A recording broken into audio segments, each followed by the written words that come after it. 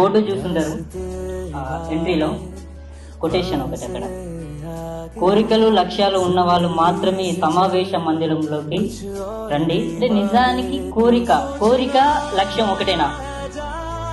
రెండు వేరు.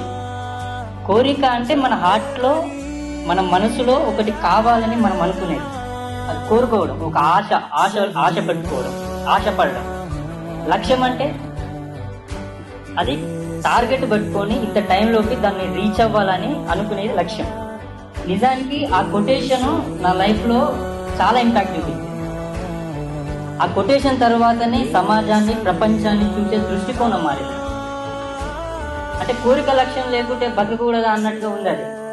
నిజమే. అది బిజినెస్ చేసేది మనీ ఎర్న్ చేయడానికి, అదే చేస్తాం ఖచ్చితంగా. కానీ ఎన్విరాన్మెంట్ని ఖరాబ్ చేసేది, మనుషుల ప్రజల ఆరోగ్యాన్ని ఖరాబ్ చేసే బిజినెస్ వచ్చేయమని లక్ష్యాన్ని పెట్టుకునే దారిని మాత్రం చూపిస్తాం ఖచ్చితంగా బిహెచ్ఐ.